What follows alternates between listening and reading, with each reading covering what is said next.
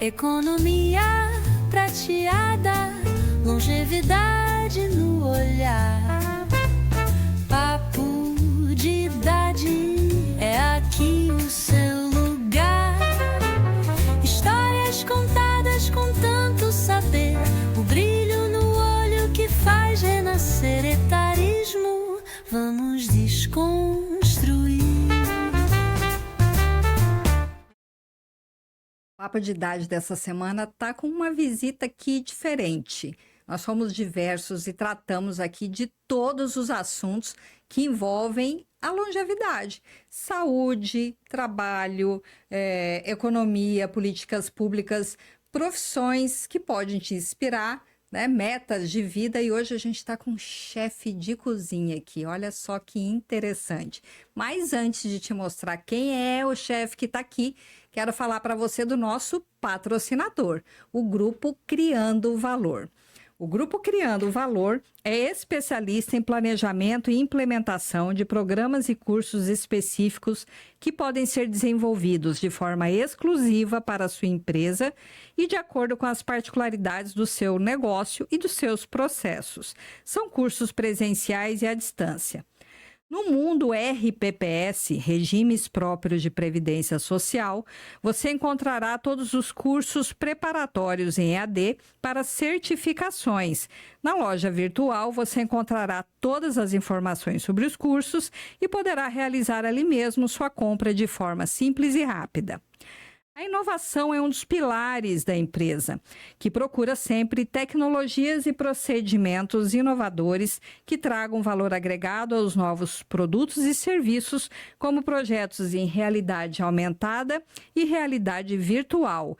Principalmente para o mercado imobiliário, esta é uma ferramenta poderosa. Mas a grande parceria com o Papo de Idade é com a Criando Valor Social. A missão da Criando Valor Social é promover, através de ações sociais, o potencial transformador das pessoas, contribuindo nas áreas de educação, cultura, saúde e esporte. É um exemplo desse trabalho a ONG Tripulantes do Bem, idealizada em 2017, presta assistência social por meio de doações de alimentos, produtos de higiene, vestimentos, brinquedos, livros para ONGs, entidades e pessoas de vulnerabilidade social em toda a Baixada Santista.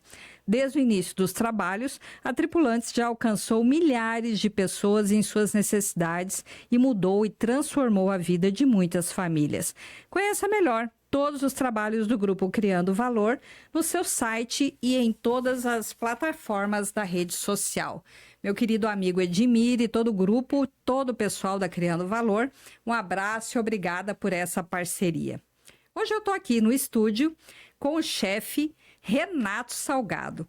Renato Salgado, ele não é um 60 a mais, tá, gente? Ele acabou, tá chegando nos 40, ainda tá longe dos 50, mas é um empreendedor, um cara que começou lá atrás, tá aí numa batalha, numa crescente, um dos chefes mais conhecidos e reconhecidos e requisitados de Taubaté e da região aqui do Vale do Paraíba, e veio bater um papo legal, inusitado, diferente aqui com a gente. Renato, muito obrigado por você ter aceito esse convite e estar aqui para bater esse papo comigo hoje.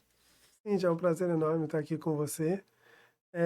Me sinto honrado e feliz de poder compartilhar um pouquinho da minha história, um pouquinho da minha experiência, um pouquinho do que é a vivência de cozinha e desse universo de eventos.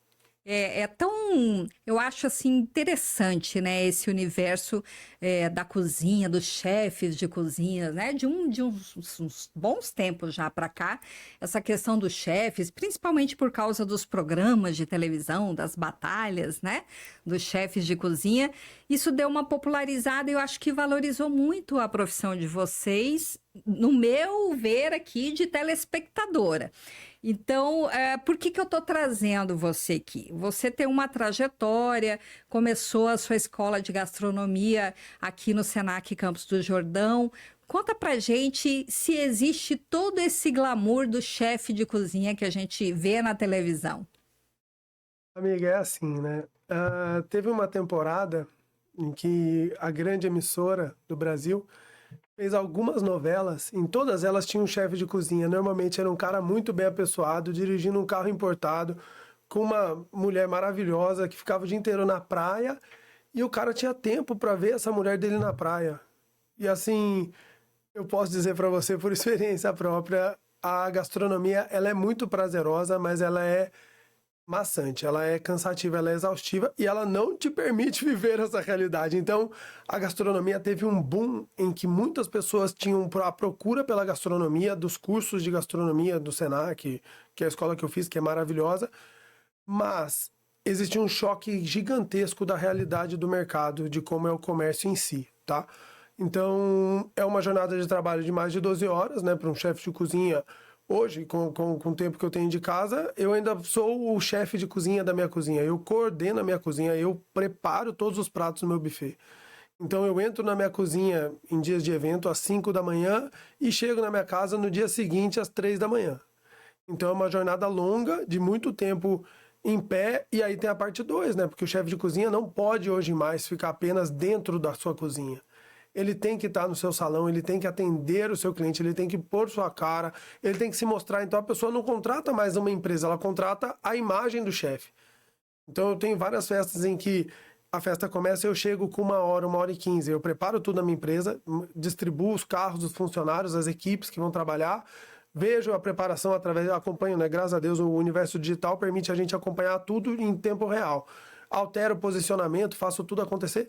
E aí tem gente que fica, mas cadê o Renato? Cadê o Renato? Que horas o Renato chega? Então as pessoas querem ter a presença do Renato, né? Então querem a presença do chefe em si. No caso meu, que foi a empresa contratada.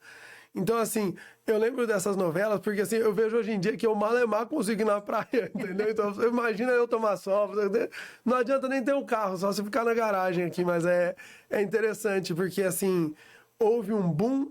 Hoje já está uma profissão normalizada. Então, assim, existe um status muito grande perante o chefe de cozinha, por conta de know-how, de conhecimento, o universo, né, dos desafios, dos Masterchefs, vamos falar, né, dos programas em si, essa competição, esse diálogo mudou-se muito, né? Eu sempre falo que quando eu me formei e eu fazia risoto aqui em Taubaté, as pessoas achavam que risoto era arroz de forno. Sabe? Porque era a época da minha avó fazia risoto, era arroz de forno, que era um arroz branco, normal, com molho de tomate, aí o frango desfiado, milho, azeitona. Minha mãe fazia muito, até com arroz de sobra, né? Para aproveitar, fazia um arroz de forno. Era arroz de forno, que era o risoto. Isso. Tá? Quando eu cheguei preparando o risoto com arroz arbóreo, nossa senhora, era muito distante da realidade real, do comum, do senso comum em Taubaté. Então, era meio chocante. Aí você vem com o conceito de entregar aquele arroz ao dente, a pessoa falando que o arroz estava duro. Então, assim, foi um choque muito grande. E aí teve essa alteração. Hoje, com a internet, com toda essa dinâmica que tem do celular, tudo, a informação chega muito mais fácil. Então, a alta gastronomia chegou na população de base até na alta elite, né? Então, todos tem um dia que vão na sua churrasqueira e fazem uma carne de cordeiro, faz um angus, um aguil. Então, assim, todo mundo entrou para esse novo universo, que é da alta gastronomia, do glamour, do não sei o quê, mesmo com ingredientes mais simples, tá? Então, a gastronomia, a alta gastronomia hoje, ela atinge de ponta a ponta. Às vezes, a alta gastronomia, ela tá também com ingredientes mais simples. Tá? Então, assim, eu acho muito interessante que as pessoas hoje conseguem entregar. Então, essa definição de alta gastronomia, ela não se dá apenas pelo ingrediente. Não, na verdade, eu considero a alta gastronomia o requinte no preparo. Então, assim, o que você tem hoje de padronização de corte, isso é uma coisa que define a gastronomia. Então, você chega num restaurante que você tem uma cenoura cortada com 2 dedos ou uma cenoura cortadinha brunoise, que é um corte padronizado francês, você percebe que às vezes, fala assim, foi um corte qualquer, tem até uma terminologia, mas assim, você percebe a alta gastronomia em detalhes. Então, assim, no cuidado, no zelo, eu tenho hoje a minha melhor cozinheira, né, é praticamente uma chefe de cozinha, ela entrou na minha empresa para lavar a louça. Só que ela tem a disposição de pesquisar, de correr atrás, de tudo. Então, assim, eu invento um prato e eu tenho um grupo, eu e ela, né, que a gente conversa bastante, eu mando pra ela, falo assim, meu Deus, como é que eu vou começar a fazer isso? Eu falei, fica tranquila que vai dar tudo certo, eu vou te mostrar, parará. Eu preparo, a arte que ela tem em replicar é absurdo, é sensacional. E aí o que é mais interessante, você começa a apresentar um padrão de alimentação para um grupo que durante muito tempo não teve conhecimento sobre. E aí essas pessoas não aceitam mais aquele básico. Então as pessoas vão atrás do que é melhor, do que é melhor. E aí você vai aprendendo. Então assim, antigamente você fala, não, vou fazer um churrasco de picanha. Pô, já estava sensacional. Hoje em dia eu tenho alguns churrascos que eu tenho entregue com uma carne Angus, que eu faço um chorizo ou um bife de vazio, que esse pessoal que até então achava a picanha o máximo do máximo, fala assim, não, nossa, eu quero muito, nossa, esse ancho.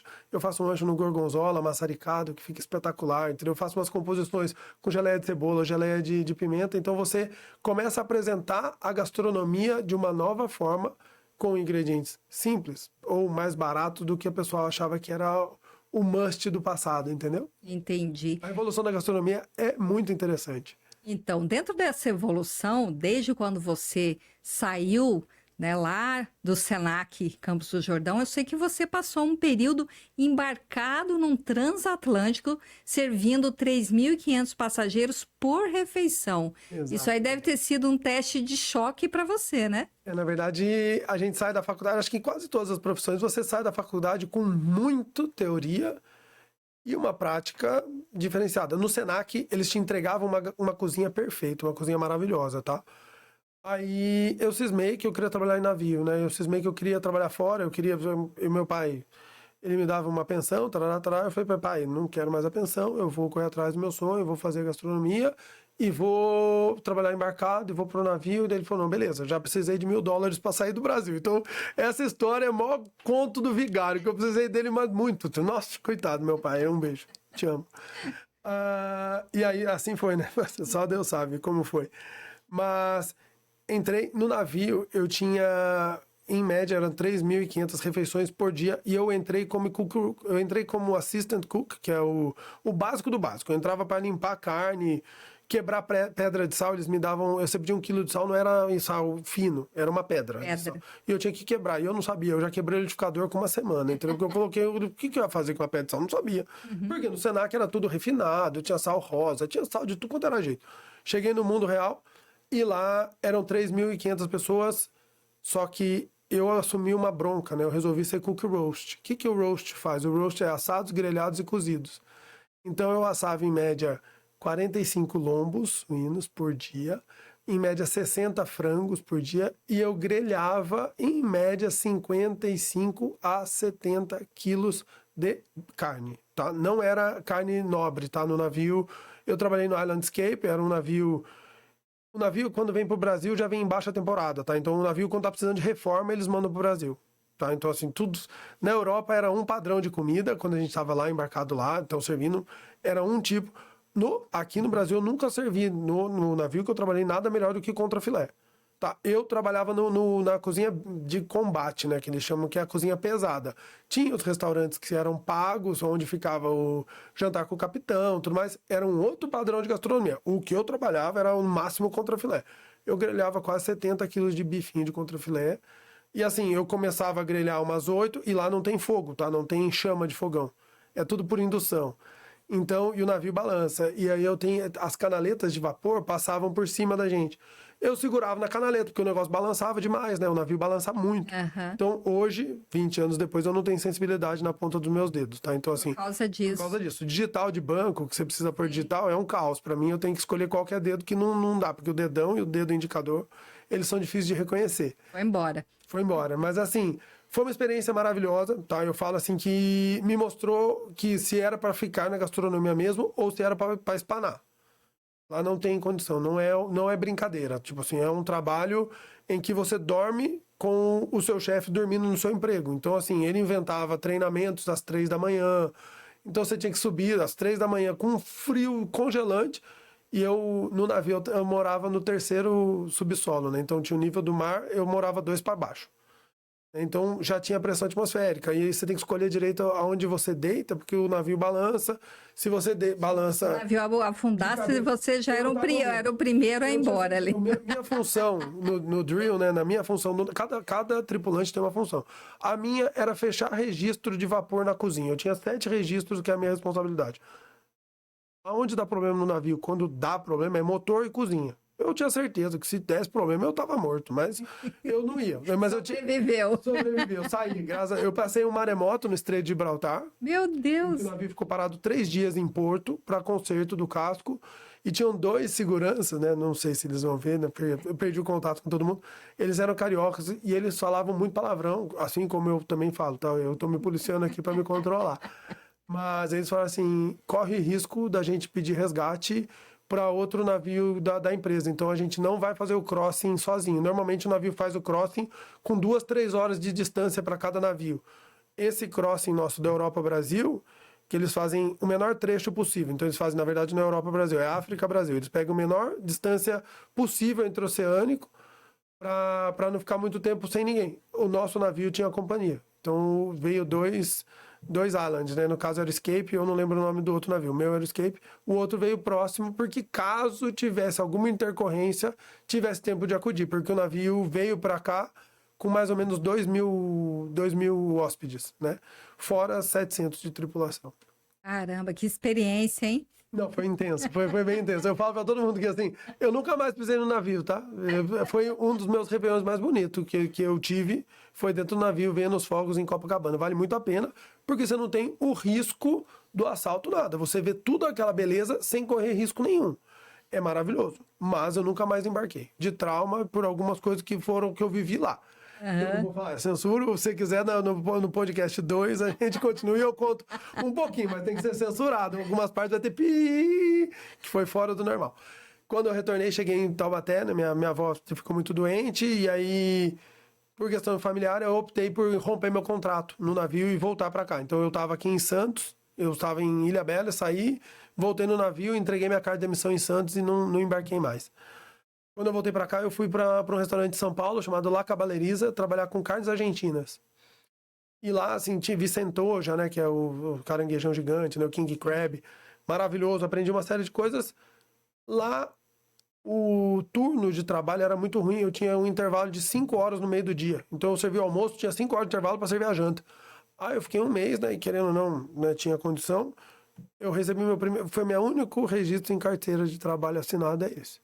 Esse emprego que eu fiquei um mês. Fiquei um mês, saí, pedi obrigado, muitíssimo obrigado. Vim para Taubaté, aqui na Oscar Freire de Taubaté, né, na Rua das Boutiques ali. Optei por entregar um folder meu. Para cada loja eu coloquei uma folhinha, uns 10 folderzinhos. E assim começou a minha empresa, fazendo jantares para poucas pessoas. Então, meu primeiro jantar eu fiz para um casal, aqui de Taubaté, conhecidos, até não estão mais juntos, então por isso eu vou preservar o nome. E um deles gostou muito da minha comida e me levou para trabalhar na empresa dele. Eu fiquei durante 6 anos sendo chefe de cozinha da empresa, e a família dele gostava muito de fazer evento, e aí meu nome começou a criar força em Taubaté. Então tinha meu pai, que é muito conhecido na cidade. A empresa era uma empresa que não era restaurante. Nada relacionado a restaurante, mas eu era o chefe de cozinha da alta gerência e diretoria. Eu fazia comida pra eles. E eles gostavam de comer muito bem, então segunda-feira tinha lagosta, e era maravilhoso, camarão pistola, eles tinham fornecedores maravilhosos, era muito gostoso. Era uma época sensacional, tá? Era uma época da minha vida em que eu exercia a alta gastronomia com insumos absurdos e entregando qualidade sempre. Foi muito gostoso, foi uma temporada muito legal. Foi onde minha empresa se estruturou, mais voltada para alimentação corporativa. E aí começou a surgir esse braço de eventos, tá? Que nunca foi meu foco. Porque eu sou virginiano, eu sou metódico, eu sou muito chato. Então eu gosto das minhas coisas muito organizadas. E evento, você trabalha exatamente o contrário. Então, assim, caos. No caos. O pessoal pede para eu comprar aquele óculos da Meta para começar a gravar como é a realidade do evento. Eu não sei se eu quero mostrar, porque assim... É muito diferente do que as pessoas enxergam lá fora, entendeu? Dentro da cozinha é um cenário muito, muito, muito, muito agressivo. Então, assim, não agressivo de palavra, mas agressivo de tudo, de movimento, de fluxo. Então, é corrida, é uma batida muito forte. Mas aí fui para esse universo de festas e isso foi se tornando mais forte. Você, né, veio me conhecer através das marmitinhas, né? No meio da pandemia, o universo travou. Eu tinha acabado de comprar um carro, tinha na porta, eu tinha uma Ranger linda, maravilhosa, a Ranger na porta. E todos os clientes ligando, cancelando o contrato, porque tinha pandemia, chegou o Covid. E, Renato, eu sei que eu tinha pouquíssimo dinheiro na época, eu olhava meu carro na porta, tinha uma raiva do carro. Aí eu olhava pro meu dinheiro e falei assim, já sei o que eu vou fazer, vou abrir um restaurante e fazer comida congelada. Que é um jeito que eu ganho dinheiro, as pessoas compram e eu ganho dinheiro, eu não preciso estar no lugar. Foi uma forma que foi aí melhor que eu posso trabalhar menos. Não preciso vender o carro. Não preciso vender o carro. Por fim, o carro quebrou tanto que eu vendi. Mas foi bom, foi uma fase boa. Abri a Comidinhas. Na Comidinhas, eu tinha uma expectativa perante o universo que a pandemia ia melhorar os humanos, tá? E foi minha grande decepção, porque eu achei que os humanos pioraram muito, muito, tá? Engraçado que você é a segunda pessoa aqui que fala isso para mim. Que depois da pandemia teve uma percepção de deterioração do ser humano. É porque eu acho que as pessoas esqueceram, né? Por exemplo, o universo de festa mudou muito, tá? Antes da pandemia, as festas começavam 10 horas da noite e até às 5 da manhã. Era um caos. Era, para não falar um palavrão aqui que eu quase soltei. Era chato, chato. Aí, na pandemia, com aqueles bloqueios de horário que tinha... Eu fiz um monte de festa clandestina, tá? Um monte.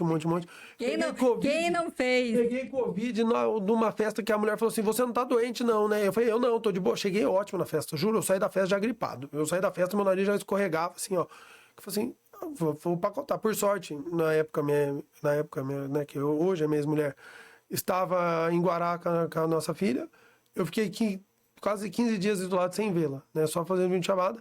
Tem um vídeo dessa época meu que eu já perdi, não sei onde é que tá, mas tem um vídeo de eu me despedindo da minha filha, porque eu achei que eu ia dar com as 10, porque começou a chegar a notícia, todo mundo da minha idade tava morrendo, eu vou empacotar também, mas beleza. Voltando ao foco, quando vem a pandemia, eu abro essa parte de comida congelada, e aí comecei a fazer comida fresca, e aí eu percebi que o quanto antes as festas voltassem, eu fecharia o restaurante. Porque assim, todos os dias eu tinha alguma reclamação de alguma coisa que não tinha a ver comigo. Então o motoboy empinava a moto, o feijão caía, a pessoa brigava. E aí as pessoas brigavam, e aí começou a mesquinharia, que daí é o dinheiro, que começou a brigar. Traduzindo, eu devolvi um monte de dinheiro. Eu falei, tá bom, não quero, tchau. Não fala mal de mim, não me irrita. Você caiu o feijão, eu não tenho culpa. Mas ela esquecia da picanha, do ponto da picanha perfeito, o arroz soltinho. Tudo era muito legal, e aí tinha esse pormenor, que daí a pessoa te destruía de forma absurda. O dia que eu fechei 2 contratos de festa, no dia seguinte eu fechei o restaurante.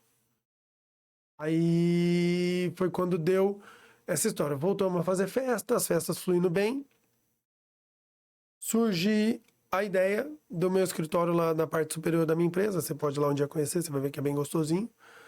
Eu gravar vídeo pra internet, gerar conteúdo na internet. E aí, vale a pena, não vale a pena? Vale a pena, como eu te falei antes da gente começar até.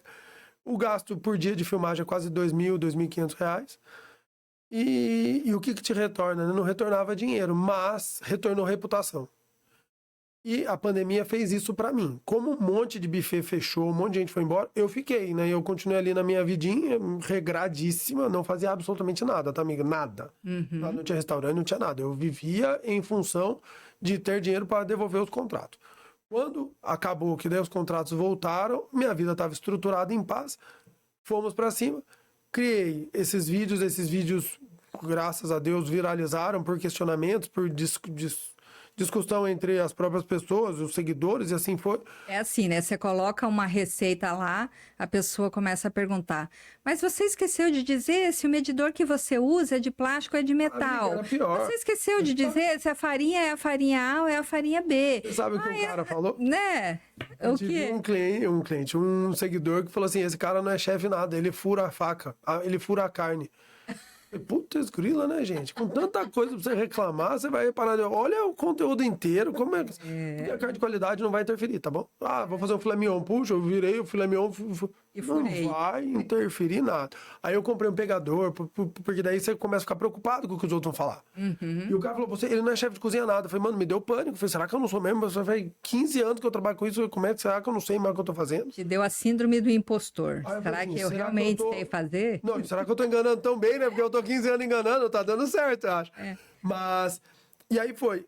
O Instagram, pra mim, se tornou uma moeda de validação. Então, hoje, o que acontece? Eu fecho muito contrato de gente de fora Brasil, fora do estado, que vão casar em Campos do Jordão, vão casar no litoral, e aí procuram, olha o Instagram aberto, liberado para comentário em qualquer post. Então, todos os meus posts são liberados, são abertos para seja crítica, e eu respondo, tá? Eu tento responder. Algumas vezes eu acho muito besta, daí eu também ignoro. Acho que é besta, tchau.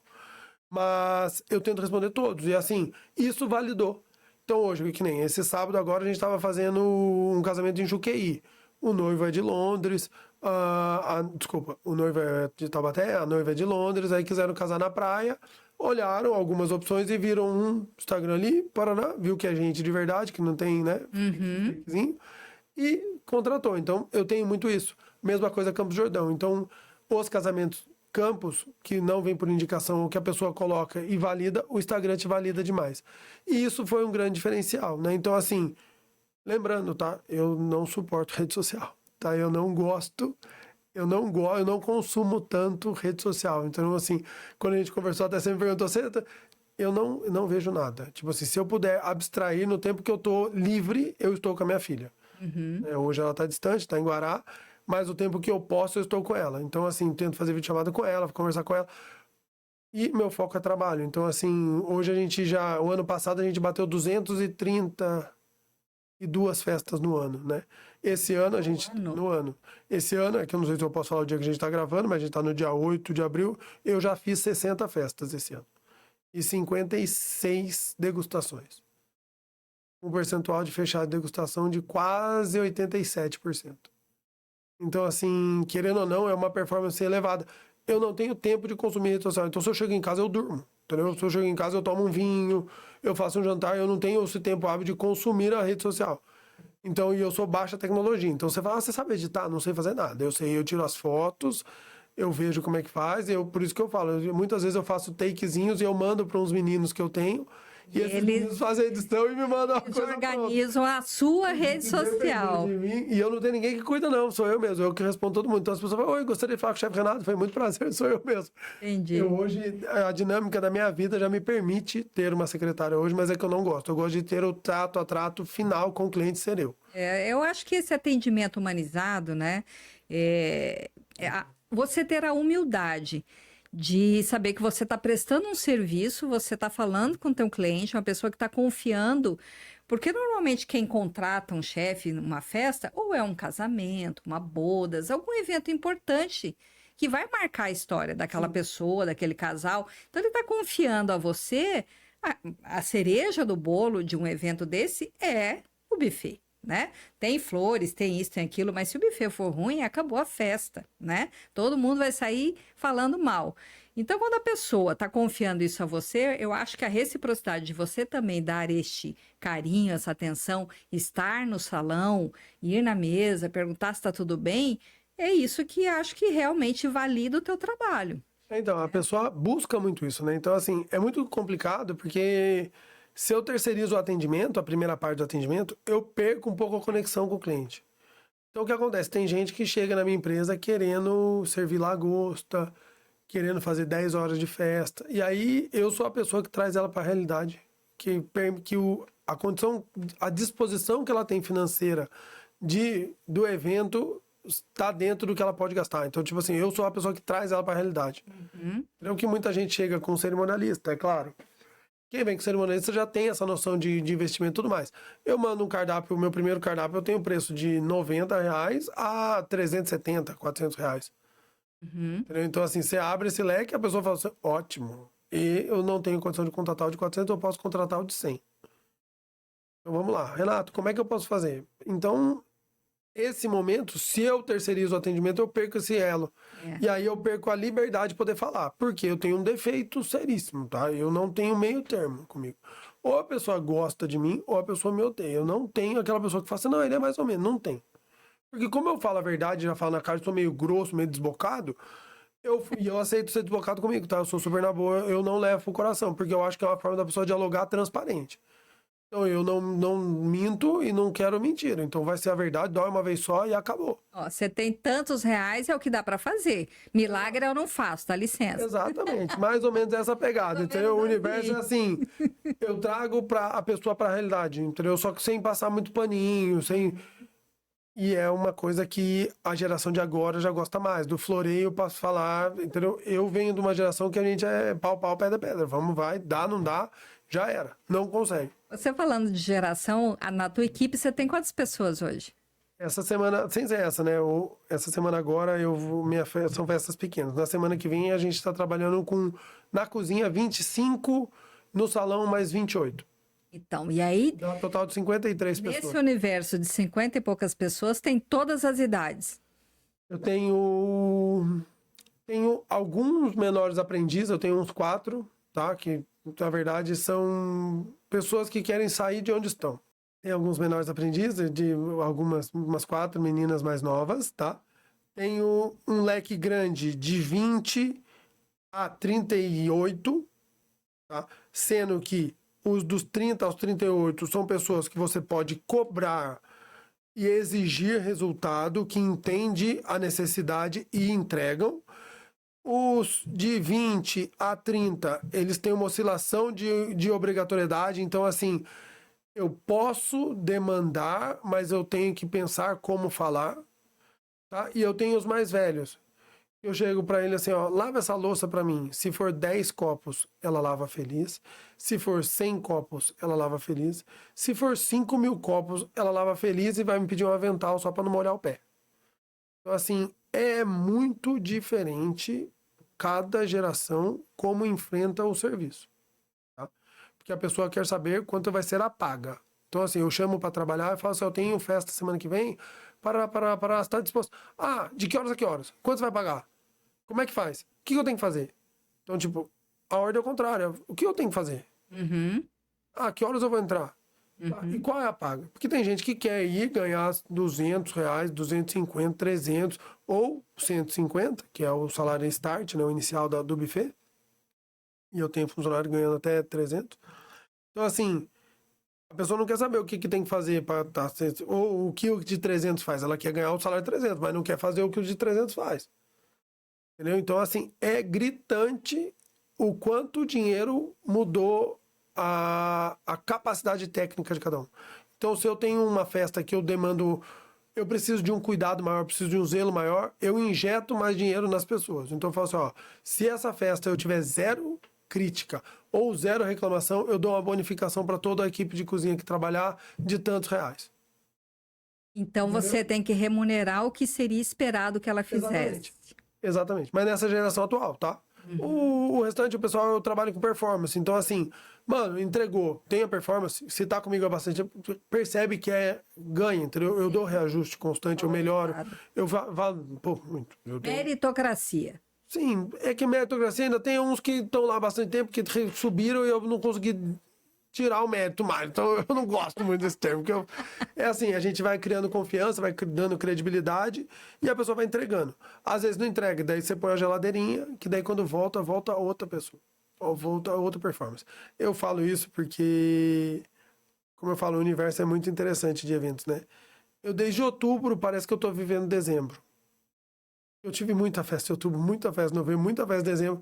E aí tinha um boato que em janeiro tinha pouca festa. Eu falo isso pra minha funcionária, que ela falou assim, eu só entrei para trabalhar sábado e domingo.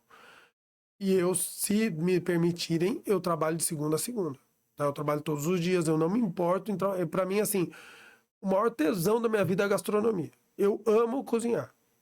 Tá? Eu odeio lavar louça. Então, assim, puto, você quer me matar é deixar a louça suja. Pô, eu quero morrer, eu odeio panela na geladeira. Isso é um recado pra alguém que tá me vendo aí, que eu sei que vai assistir esse podcast. Lugar de panela, ou é no fogão, ou é lavada, que geladeira não se põe panela. Ponto final. E acabe aqui essa discussão.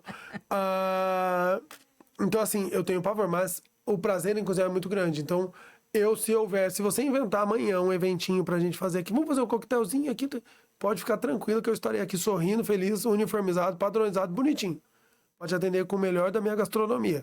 Se ela vai te satisfazer, eu não sei, mas eu entrego todos os dias o meu melhor. Então, assim, meu foco é sempre fazer o meu máximo todos os dias. Eu te perguntei essa questão da mão de obra, porque é uma reclamação geral do apagão no mercado, né, de trabalho, de pessoas comprometidas, qualificadas, né? Muita gente reclamando que não tem emprego e muita gente que tem oportunidade e se preocupa primeiro enquanto vai ganhar e não com o que tem para fazer. Então, é uma realidade em todas as áreas. Ah, sem sombra de dúvidas. Na verdade, assim, eu te falo, amiga, sabe quando as pessoas mais vão trabalhar para mim? Quando perdem dinheiro em joguinho de aposta. Sério? Aí as pessoas se dedicam muito, porque assim, fazem umas cagadas, metem o pé pelas mãos, e aí tá precisando, tá apertado, acabou o gás, não sei o quê, daí a pessoa se dedica ao máximo no buffet. O buffet, ele é muito legal porque eu vejo as pessoas evoluírem. Então, eu tenho dentistas que já trabalharam para mim, tenho um pessoal de agência de viagem que trabalhou para mim, tenho o pessoal que já está em administrativo de penitenciária que trabalhou para mim. Então, assim, pessoal que subiu de carreira, que fez administração, que faz faculdade, que usa o dinheiro do buffet com inteligência. Entendi. Tá? Então, assim, porque se você pensar, é um free para alguns, né? Mas se você usar com inteligência, você consegue comprar um carro, você consegue pagar... Uma renda É extra. uma renda extra e ele valida demais. Tá? Então, assim, eu tenho o meu braço direito, a família dela inteira hoje mora do lado da minha empresa, no Santa Clara. Então, eles saíram da Água Quente. Não que seja um bairro complexo de se morar, mas assim, puto, eu fui um dia num churrasco na casa dela, tinha um funk tocando de um lado, sertanejo do outro, uma gritaria na rua. Falei, brother, você vive nervosa por conta do lugar que você mora, cara, você precisa de um lugar de paz. Hoje ela mora do lado da minha empresa, né? Ela tem condição de pagar o aluguel da casa dela do lado da minha empresa.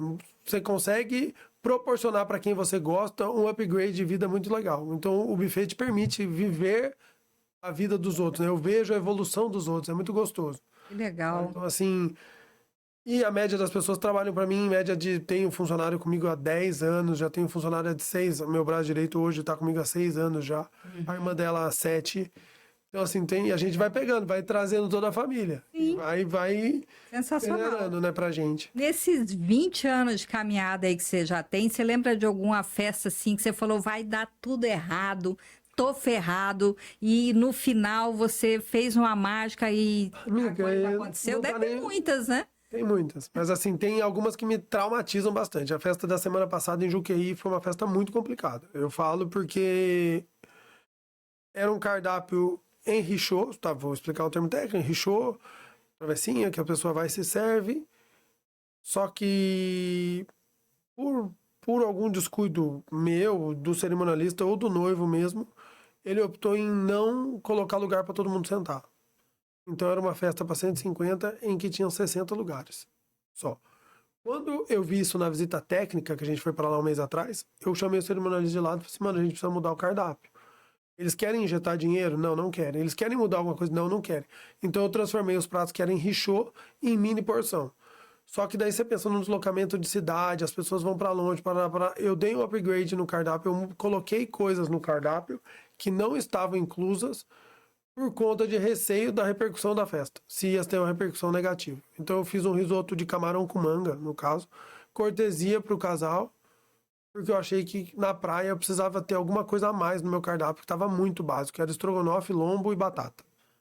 Eu tinha estrogonofe, arroz, batata palha, lombo com barbecue, anel de cebola e uma batata com bacon catupiry. Eu coloquei mas eu coloquei porque eu fiquei com medo da repercussão da festa. Não, e aí cortar um lombo em pé?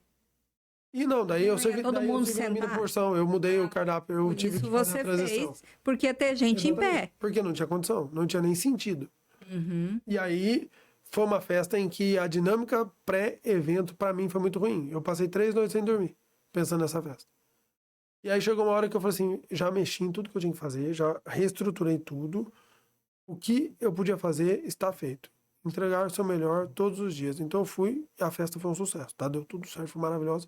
Mas já tive festa que deram erradas, tá? Tive festa que comeram demais, tive uma festa que... Faltou comida? Teve uma festa na minha vida que faltou comida. Eu fiquei em choque, eu devolvi dinheiro pro cliente. Eu devolvi... Na época, foi bastante tempo atrás, né? Um espaço que hoje já não trabalha mais. Eu fiz eles quiseram um cardápio de brunch. Só que eles mandaram vir um ônibus do Rio de Janeiro de cliente, né? De convidado da festa. E o motorista do ônibus não parou nenhuma vez. O casamento começava comigo 12:30. Era 10 horas da manhã, ele já estava na minha mesa de comida. Eu sei que 11:30 eu não tinha o que servir. De tanto, assim, juro, consumiram tudo. E eu sou exagerado, tá? Se você perguntar no universo, as pessoas vão falar que eu sou exagerado ao extremo.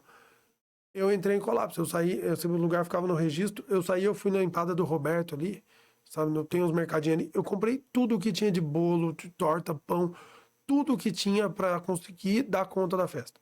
Todo mundo comeu, mas no final da festa, a festa ficou em baixa performance. E aí, como eu zelo por uma reputação, eu não aceito certas coisas. Então eu conversei com os noivos, pedi uma desculpa e perguntei se existia algo que eu pudesse fazer para ressarci-los, para sanar do prejuízo que eles tiveram, né? Tipo, do prejuízo moral, vamos dizer assim. Então eu devolvi.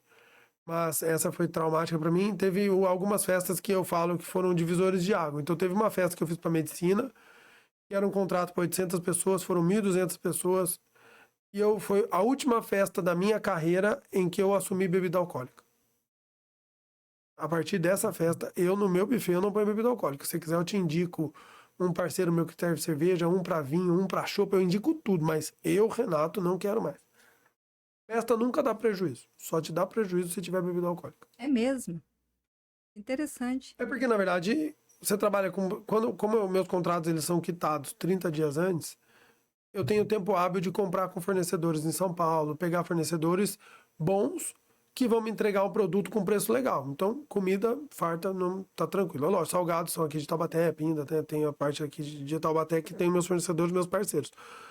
Mas com isso, você tem como resolver. A partir do momento em que entra a bebida, é na hora. E o que aconteceu na pandemia, as pessoas mudaram a capacidade alcoólica. Então bebe-se muito mais e demora-se muito para passar mal. Então as pessoas bebem muito, muito, muito, muito. Eu tive prejuízo nessa festa grande que eu te falei de mais de 45 mil reais. Em uma noite de festa. Então assim, para mim foi meu choque real. Então essa festa quando acabou, eu achei que ia ser meu divisor de água, que ia ser uma nova fase na minha vida. Eu fiquei em depressão acho que umas 2, 3 semanas, dentro de casa com vergonha de sair na rua. Até eu conseguir me estruturar emocionalmente, falar assim, pera só um minuto, não tem. Tudo o que reclamavam tinha. Falei assim, acabou o filé mignon. Eu tinha um freezer de filé mignon estocado, não comeram. É porque as pessoas optaram em beber. E aí, a partir dessa festa, eu inseri todos os meus cardápios hoje, se eu te encaminhar, você vai ver que ele tem uma parte que é kids, mas não é kids, tá? É lanchonete. Para que ela serve? Essa lanchonete serve para aquela pessoa que optou em beber e curtir a festa inteira e chega no final e fala assim, puta, eu não comi nada. Aí chega a lanchonete. Que eu sirvo mini hambúrguer, mini pizza, batata frita, nuggets. Aí tem cardápio que tem açaí, tem cardápio que tem pão de queijo, tem cardápio que tem pipoca. Entendi. Porque a pessoa vai e come. Senão ela sai falando que não comeu nada da festa. É uma mentira. Ela só bebeu a festa inteira, não comeu. A festa é dela. Tipo, tem gente que fica olhando passarinho, sabe? Fica olhando a natureza, o espaço é lindo, a grama, o mar, o cambal, e não come. E aí, quando falta 10 minutos pra acabar, vira pra mim e fala assim, você tem coxinha? Eu falei, mano, não tem mais nada, eu quero ir embora. 10 minutos, eu tô cansado, eu já não quero mais servir. Eu quero que a pessoa coma o bolo.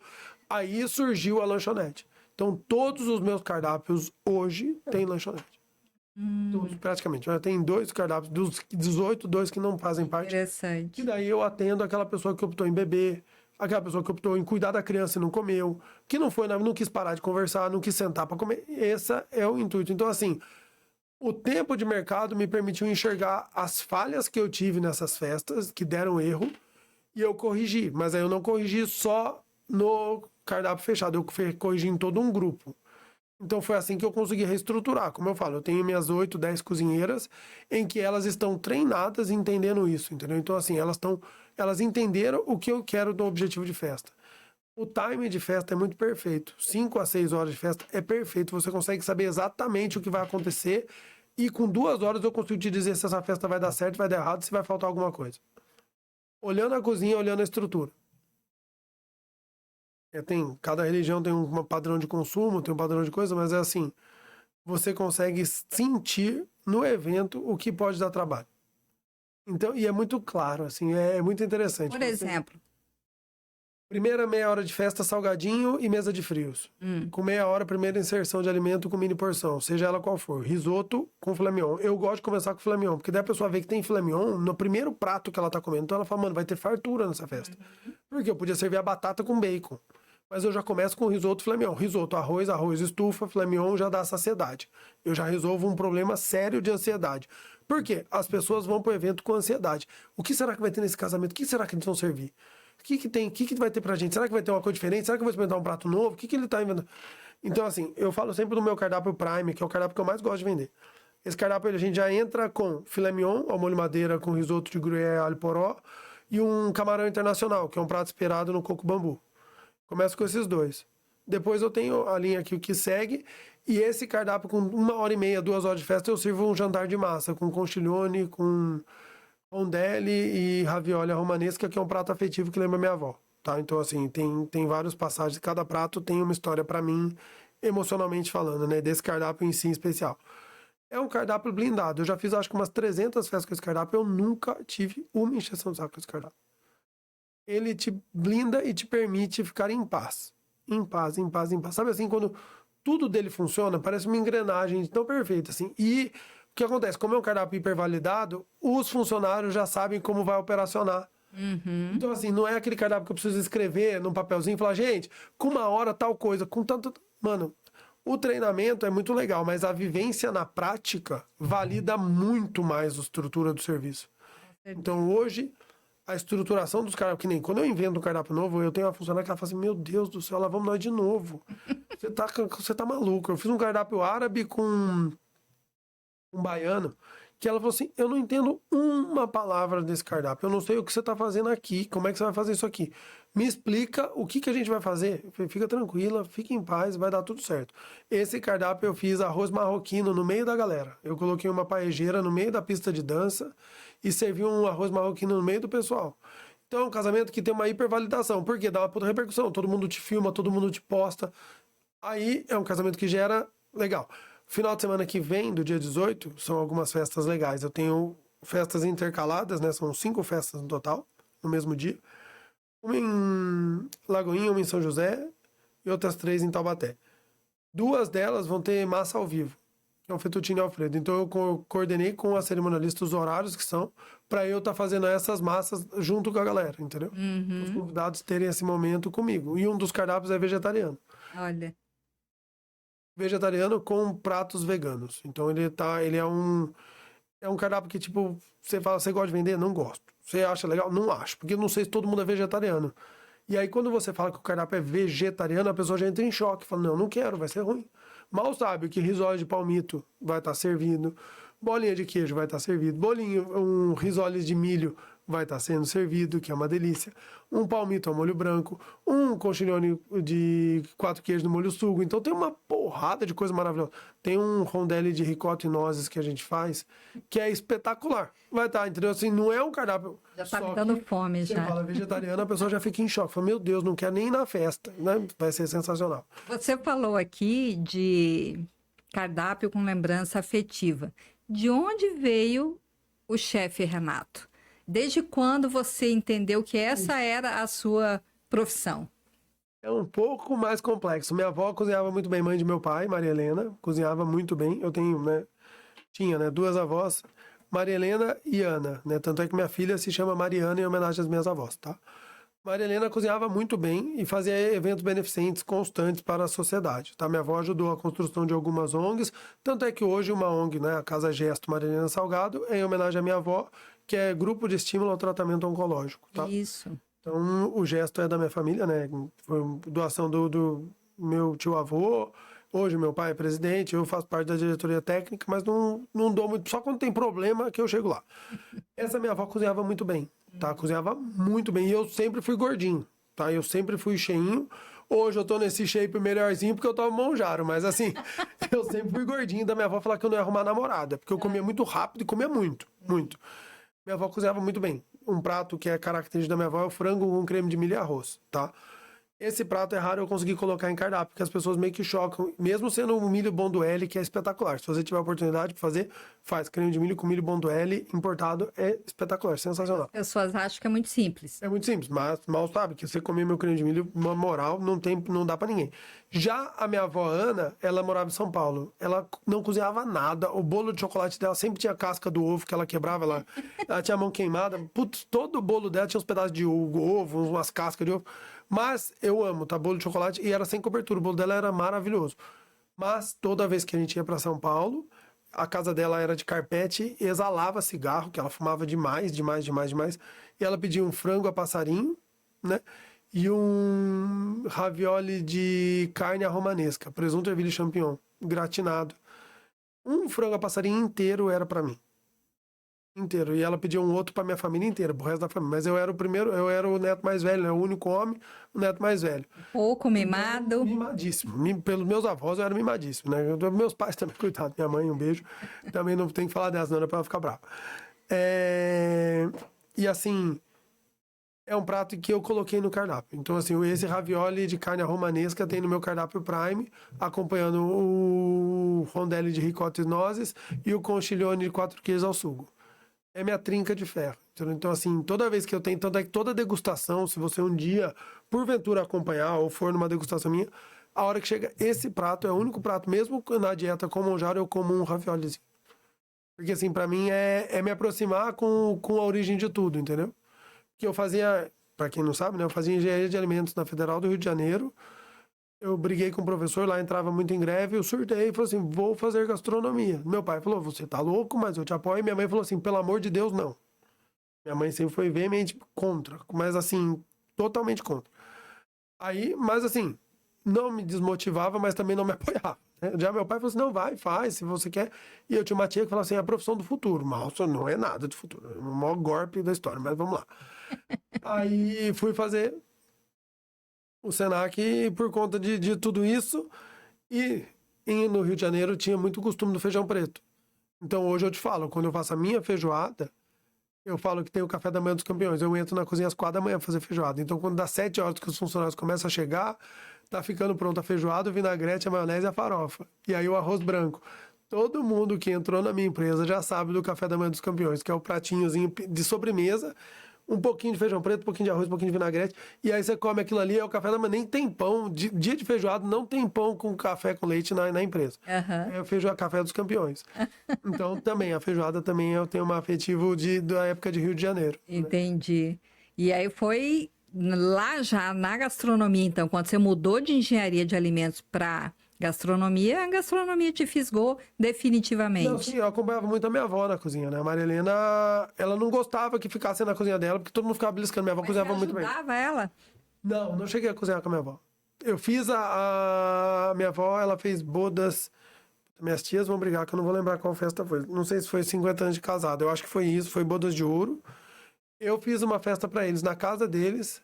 Foi uma das minhas primeiras grandes festas, né? Até eu chamei um amigo meu de Santos, que se formou comigo no Senac em Campos, para vir me ajudar. A gente fez essa festa para ela. E assim, minha avó, ela coordenava muito bem eventos. Então, minha avó tinha cadernos. Essa festa, convidei 100 pessoas, consumimos 200 coxinhas, 200, tarará, tarará, tarará, tudo listadinho. Minha avó era uma pessoa extremamente organizada. Diferente de mim, tá? Eu tenho tudo na minha cabeça. Então, você fala assim, no papel, não tenho nada. As pessoas já perguntam assim, lembra que você fez a festa pra mim? Eu falei, não lembro. Não adianta falar, não lembro. Só se for traumático. Se for traumático, eu lembro. Se for normal, se correu tudo bem, infelizmente, eu não lembro de jeito nenhum. Mas a minha avó listava tudo. E eu ficava na cozinha com ela acompanhando. Então eu ligava, eu estudava no Ângulo, né, aqui em Taubaté, e minha avó morava no Central Park. Eu lembro no intervalo tinha orelhão, né, porque não tinha celular, na época do colégio, hein, gente. Ligava pra minha avó cobrar e falava assim, vó, eu posso almoçar aí hoje? Ela pode, o que você quer comer? Eu falei, frango, creme de milho e arroz. Ela, mas de novo? Eu falei, hoje eu não vou fazer, hoje vai ser bife, arroz, feijão e batata frita. Eu falei, como é que eu falava não nessa época? Era a melhor coisa do mundo. E eu falo pra todo mundo, né, cozinhar é muito bom, ser chefe de cozinha é maravilhoso, mas a comida dos outros é sensacional. Porque assim, quando você não tem que se preocupar em lavar a louça, se preocupar em comprar, e o que você vai fazer, escolher, Deus me perdoe. Hoje eu tava em dúvida, hoje à noite eu não sei o que eu vou fazer. Então eu tirei uma picanha suína, e tirei um ancho de uma marca da Estância 92, que é uma marca maravilhosa. Eu não decidi o que eu vou fazer, mas eu vou tomar um vinho à noite. Então eu só não sei o que carne que eu vou comer e o que vai acompanhar essa carne. Então eu ia te perguntar isso também. O chefe Renato vai para casa e em casa ele vai para a cozinha também? Na verdade, assim, né? Eu sou duplamente divorciado, pai de uma menina, e agora eu ganhei uma enteada, então minha namorada ama jantar. Então, pra ela, tipo, não existe lanche. Ela quer jantar. Então, como ela quer jantar, aí eu invento jantar. Mas aí eu falei, hoje eu faço a janta, beleza? Com a condição de tomar uma garrafa de vinho. Então, daí eu vou, faço uma janta deliciosa, tranquila. A gente toma um vinho, conversa. Então, assim, é uma vibe diferente. É uma frequência, assim, pra dar uma baixada na adrenalina. Porque você pode ver que eu sou mega acelerado, né? Então, a minha forma de relaxar é cozinhando Em casa. em casa. E, assim, eu só bebo em casa, né? Eu não bebo na rua, tá? Então é raro você me ver em algum bar tomando, nunca, não gosto. Eu morro de medo de perder a carta, eu tenho desespero de ser preso pela polícia, de ser parado e estar alcoolizado. Então eu não dirijo, se eu beber, eu não dirijo. Sim, é o certo, né? É o certo, mas ninguém faz, né, amigo? Os politicamente corretos vão falar que faz, né? Tudo mentira. Não, eu sou chato, eu não bebo na rua mesmo. Eu tenho desespero de machucar alguém. Então, assim, eu bebo muito bem na minha casa. E aí minha casa, eu tenho a porta, eu caio na minha cama, acabou, já não tem dor de cabeça, não vou fazer mal para ninguém, nunca. Essa vida de eventos, né, de grandes festas, como a gente estava falando aqui desde o começo, ninguém conhece muito bem os bastidores, né? E é essa adrenalina, esse caos, esse desespero, mesmo com tudo muito planejado, é uma adrenalina. Como é que você, Renato, além de fazer a sua comidinha com a sua namorada, tomando uma tacinha de vinho, que é uma delícia, eu também gosto de fazer isso em casa, como é que você faz para virar a chavinha, para não levar o buffet para casa, para não levar a festa para casa? Você acabou de falar que você passou 3 noites sem dormir, pensando numa festa, mas tem algum mecanismo aí que você usa para relaxar mesmo, para poder ter uma vida diferente do buffet, ou é difícil desassociar isso? Hoje, o buffet tá na minha vida, né? O buffet hoje faz parte do meu dia a dia como se fosse um filho.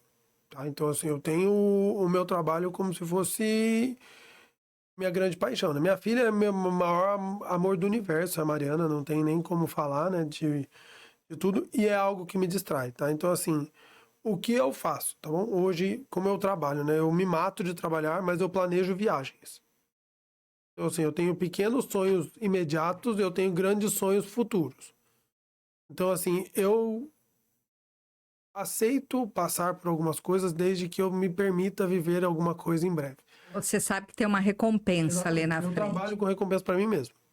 Então, assim, eu gosto de conforto, eu gosto de me vestir bem, eu gosto de me arrumar, eu gosto de me locomover com prazer, então eu gosto dos meus carros e eu gosto de viajar. Então, assim, eu voltei dos Estados Unidos ano passado, fui para Santa Catarina no começo desse ano, agora, no meio do ano, planejo ir para Argentina e no começo do ano que vem eu vou para o Nordeste.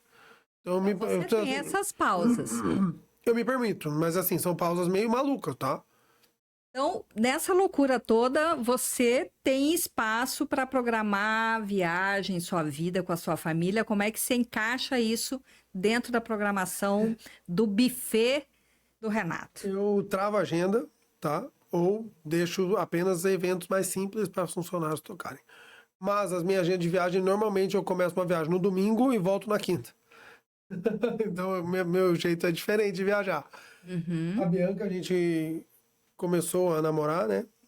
Foi próximo ao meu aniversário. Eu cheguei para ela e falei assim, eu tenho uma proposta para você. Ela, o quê? Eu vou acabar meu evento no sábado, 2 horas da manhã. Eu saio do evento, vou na minha casa, tomo um banho, passo para te buscar. Ela, passo para me buscar para onde? Eu falei assim, eu tenho uma reserva no hotel em Campos do Jordão, quer ir comigo? Eu falei, segunda-feira é meu aniversário, arruma uma folga na sua empresa, pede um dia de folga, você passa o dia comigo lá, pode ser? Ela, tá bom, pode ser.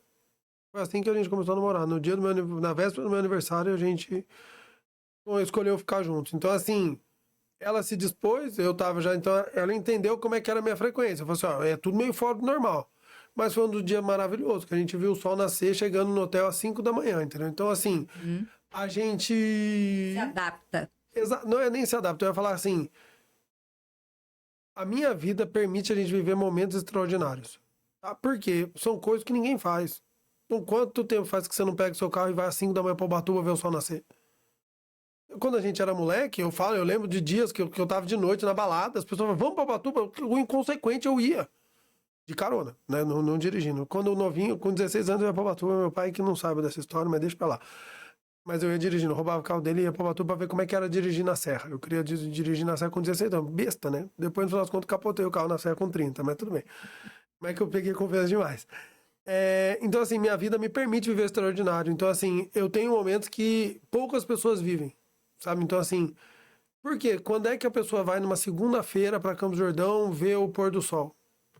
Não vai, as pessoas... E, assim, as pessoas têm condição, têm possibilidade, mas não têm mais a vontade. E o que acontece? A minha vida é frequência diferente. A minha frequência, todo mundo tá morto na sexta-feira. Puta, graças a Deus, final de semana...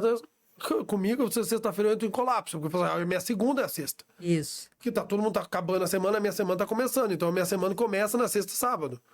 Que daí vai aí só Deus sabe como vai ser. Então normalmente eu começo. Sexta-feira eu monto festa, já é um dia puxado. Sábado eu durmo 2 horas de sábado para domingo, de sexta para sábado, de sábado para domingo. dá umas 4 horas. Se tiver vendo no domingo, eu durmo 2 horas e máximo. Daí eu vou dormir no domingo à noite, das 8 até segunda-feira, a hora que Deus permitir.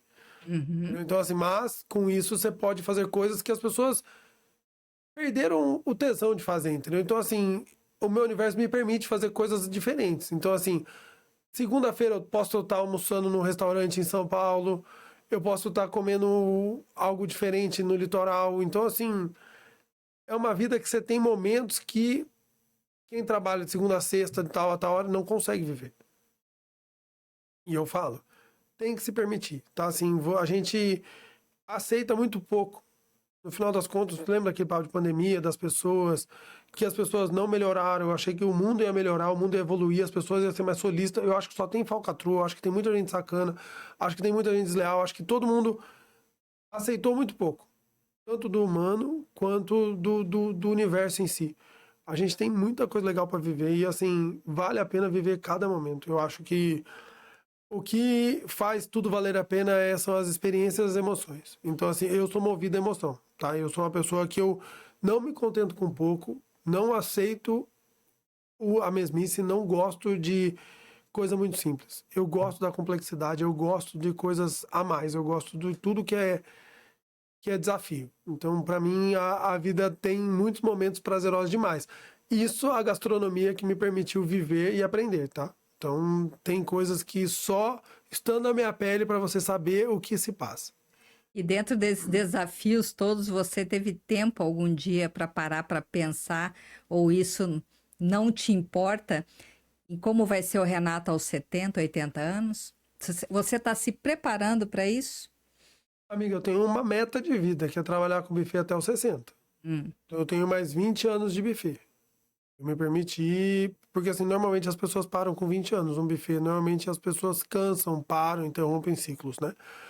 Eu prevejo uma vida até os 60 operacional, acho que num ritmo mais baixo, porque não suportarei, o corpo não suporta tamanha pressão, tá? Eu fui pro Monjaro por conta de sobrepeso, por conta de baixa de energia. O Monjaro me fez perder 42 quilos, me fez mudar totalmente meu... Hoje eu vou na academia, eu treino 2 vezes por dia. Eu tenho uma dinâmica melhor, não tenho uma dieta maravilhosa, mas cortei açúcar, cortei refrigerante, cortei uma série de coisas que antigamente eu tomava um pet de 2 litros de refri por refeição. Né? Então, isso é uma coisa que mudou. Então, eu espero, porque eu tô falando isso, porque eu espero estar vivo até os 80, né? Partindo desse princípio, dos 60 em diante, eu tenho um sonho pessoal, eu tenho um sonho real que é ir morar fora, né? Eu pretendo morar nos Estados Unidos. Tanto é que eu sou apaixonado por lá e assim fui. Quando eu fui, eu já pesquisei 3 casas para comprar, então assim, não é um sonho imediato, como eu te falei, eu me planejo por alguns momentos, então assim, eu tenho minhas viagens planejadas até 2030, onde eu quero estar, onde eu quero, o que eu quero conhecer, né? Ou o que eu quero rever, tá? Não vou conhecer, porque é mentira, eu já conheci, mas eu quero levar minha filha. Então, minha próxima viagem, ano que vem, grande, eu quero ir para Paris, levar a Mariana para a Disney, que a gente já foi na Disney, eu quero levar ela para lá. E eu tenho o meu sonho cor-de-rosa, né? Que é meu sonho vibrante, né? Que eu falo com a Bianca, né? Que é minha companheira hoje. E eu pretendo passar 1 mês e meio na Itália. E nesse mês e meio de Itália, assistir uma corrida de Fórmula 1 e vivenciar momentos na Toscana. Então, assim, tenho alguns sonhos na minha vida reais até eu coloquei uma margem, né? Até 2030. E na minha velhice, eu vou morar nos Estados Unidos. Então, você tem planos de curto, médio e longo prazo já estabelecidos. Se eu vou cumprir algum deles, eu não sei, né? Mas que eu tenho plano, eu tenho.